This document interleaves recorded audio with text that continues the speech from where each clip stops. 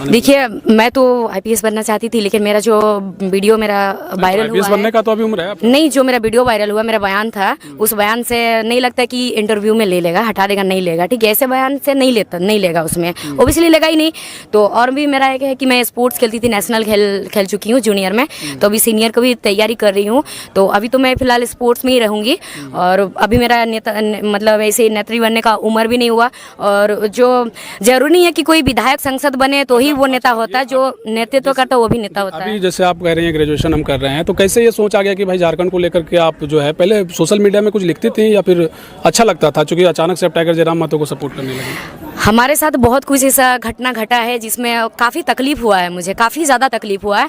अगर मैं बताऊंगी तो अभी इतना मतलब समय नहीं है, हमारा घर भी काफ़ी दूर है, जाना पड़ेगा, तो काफ़ी लंबा कहानी है हमारे साथ बीता। तो ऐसा लगता था कि कोई तो आए कि हमारा सपोर्ट करे। काफ़ी दुख होता था मन में, एकदम मतलब कभी कभी आंसू बह जाता था, ऐसा लगता था। फिर मेरा पिताजी का देहांत हुआ, तो मैं घर में थोड़ा सैड रहती थी।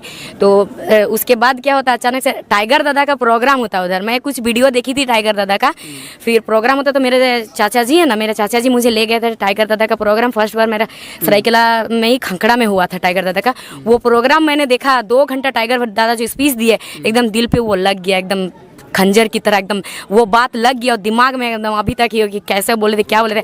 तब से लगा कि चलो कुछ तो है, कोई तो है कि हमारा साथ अभी खड़ा है, अब हम लोग को सब मिल के इनका साथ देना चाहिए। आपके परिवार में आपकी माँ है, कितने भाई हैं आपके? मेरे 2 भाई हैं, 1 बहन है, और मेरी माँ है, चाचा है, मेरे बुआ है। तो अभी आप जाती हैं, जगह जगह जा रही हैं, स्टेज पर परफॉर्मेंस करती हैं, मीडिया को इंटरव्यू दे रही हैं, परिवार वाले क्या कहते हैं कि ठीक कर रही है बेबी, अच्छा है, आगे जाओगी? बिल्कुल, किसी को कोई दिक्कत नहीं है, क्योंकि मेरी माँ हमेशा कहती है कि एक लड़की आगे आएगी तभी बाकी लड़की भी देख के आगे आएगी, देखा सुना करके। अगर मेरी माँ मेरा ऐसे मतलब इसमें पूरा सामने आने का कोई ऐसा विचारधारा नहीं था आंदोलन में, हमेशा बैक सपोर्ट में रहती थी, पीछे रहती थी।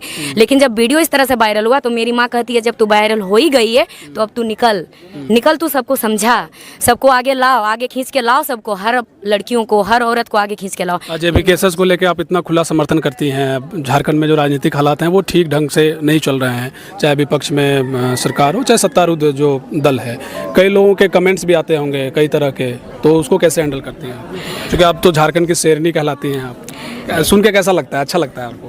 कह रहे हैं लोग। और थोड़ा मोटिवेट हो जाती हूँ। हाँ, अगर कोई ऐसे लिख देते हैं ना तो और थोड़ा मोटिवेट हो जाता हूँ।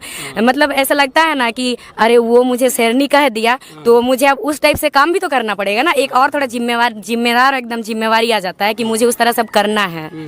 और जैसे कि आप बोले बहुत कोई ऐसे उल्टा पुल्टा लिखते हैं, तो हालांकि देखिए हर किसी का दिमाग में नहीं घुस सकते, किसी का विचारधारा हम लोग बोल सकते, उसको समझा सकते हैं, फिर भी कोई नहीं समझेगा तो उसका विचार में हम लोग उसका दिमाग में जाकर नहीं बैठ सकते, उसका दिमाग में जाकर नहीं छपा सकते हम लोग कुछ भी। तो लिखने वाला बहुत कुछ लिखेगा, हमको मालूम है हम सही कर रहे हैं, बाकी दादा लोग को मालूम है हम सही कर रहे हैं, मेरे परिवार को मालूम है सही कर रहे हैं, और तो फिर इसमें क्या गलत है बताइए? गलती नहीं है। एक बात बताइए, 60-40 है, नियोजन नीति है, 1932 और जो भी मुद्दे हैं जेबी केसेस को लेकर के, अगर हम ये नहीं कर रहे हैं अभी, भविष्य में अगर टाइगर जयराम महतो जैसा कि कमेंट में आता है, लोग कह रहे हैं सीएम का चेहरा है, तो आपको क्या लगता है कि झारखंड में लड़कियों के लिए सबसे पहले सरकार अगर बने तो पहला कैबिनेट में क्या होना चाहिए आपकी नज़र से? मेरे नज़र से लड़कियों के लिए यही कि जो लड़कियों को मतलब एक चीज़ है कि देखिए बहुत सारा संस्था भी चलता है, लड़कियों को जाया जाता है कि लड़कियों को क्लास दिया जाता है कि अब कॉलेज जाओगी तो ऐसे थोड़ा बच के जाना, वैसे जाना, सेल्फ डिफेंस दिया जाता है। चलिए लड़कियों के लिए तो दिया ही जाता है, लेकिन मेरा कहना है कि ये ट्रेनिंग अगर लड़कों को भी दिया जाता तो बेहतर होगा कि आप लोग कोई लड़की कॉलेज जाएगी, आप लोग भी कॉलेज जाएंगे, बाबू लोग आप लोग पढ़ने जाइए, लेकिन आप लोग लड़कियों को नहीं छेड़िएगा। और लड़कियों के लिए जैसे कि कोई गाँव की लड़कियाँ होती है तो उन्हें भी मतलब एक कुछ ऐसे अपना सेल्फ डिफेंस का हुआ, एक होता है ना कि अपना पर्सनालिटी डेवलप का, उन्हें भी कुछ ट्रेनिंग दिया जाए। उन्हें पता ही नहीं चलता, जब वो लड़की गांव के स्कूल में पढ़ाई करती है, फिर जब वो बाहर कॉलेज जाती है 12th का पढ़ाई करने के लिए, तो वो लड़की अचानक से घर से बाहर आ जाती है ना, तो फिर उसको मतलब समझ में नहीं आता कि हम क्या करें क्या नहीं करें, फिर वो लड़की गलत डायरेक्शन पे चले जाती है। तो बेबी महतो इतना बोलने कैसे सीख गई? क्या कहाँ से ज्ञान अर्जित होता है इतना? सभी बेटियां चाहती हैं कि हम भी वायरल हो जाएं, बेबी महतो बने, लड़कियां तो चाहती हैं, लड़के तो हैं टाइगर जयराम महतो के राह पे चल पड़े हैं। बेबी महतो का ये जो ज्ञान वाला जो है वो कहाँ से आता है? देखिए, आप जैसे बोले कि सभी लड़की चाहती है कि हम भी वायरल हो जाएं और इस तरह से मतलब बात रख पाएं। एक अलग सब्जेक्ट है, लेकिन आप जो बात रख रही हैं वो झारखंड के हित को लेकर के आप बातें रखती हैं, लड़कियों को लेकर के, दहेज प्रथा को लेकर के। आप सुने हैं हम आपको कि आप दहेज प्रथा को लेकर भी बड़ा अच्छा बात बोलती हैं, लेकिन ये सब कहाँ से आता है? मतलब कहाँ से पढ़ती है, कहाँ से? जी ये सब देखिए अपने में, एक मिनट जी। अपने में ये सब बीतता है। देखी हूँ, मेरा रिश्तेदार में ही एक दीदी है, दीदी लगती थी, मैं उस टाइम काफ़ी छोटी थी, तो उन्हें जलाकर मार दिया गया।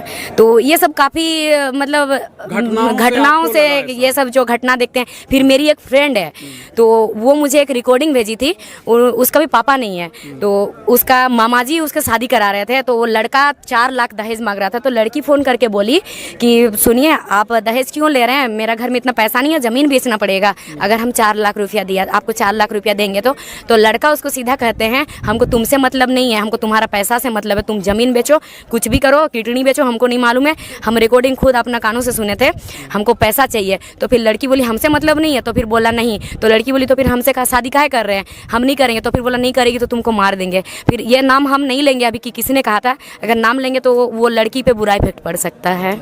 अच्छा, एक बात बताइए, एक अंतिम सवाल है, दहेज दे के शादी करना पसंद करेंगे? बिल्कुल नहीं।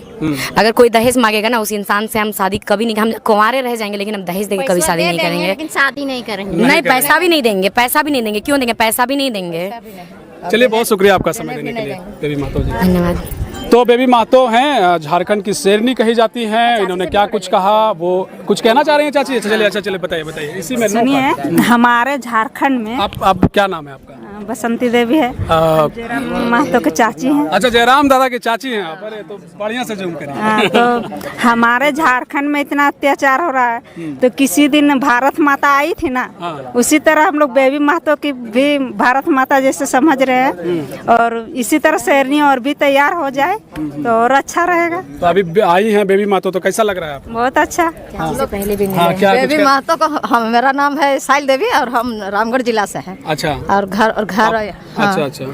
तो हम इनको सुन के अच्छा लगता है? अच्छा लगता है। बेबी के साथ हम लोग भी खड़ा है, और महिला निकलेंगे। हर एक बेटी आवाज हमारे झारखंड में बेबी महतो ही निकलेगी। झारखंड अब सुधरने वाला है, मतलब सुधार रहे हैं। हाँ, वो बहुत जैसा और लड़की निकले, हर जिला से। बेटी को बनाइएगा ना। हम लोग को साथ बहुत अत्याचार हो चुका है, हम लोग बर्दाश्त करते करते हम लोग इतना थक चुके हैं। अब हम लोग थकेंगे नहीं, अब सब चीज का सामना करेंगे और क्या करेंगे। चलिए, बहुत धन्यवाद। जयराम दा की चाची हैं और जो आप लोग हैं। चलिए, गोला ब्लॉक से आए। अच्छा, गोला से आए हैं। आप कहाँ से आए हैं? हम ब्रह्मंडिया पंचायत से आए हैं। चलिए, बहुत शुक्रिया आप सभी।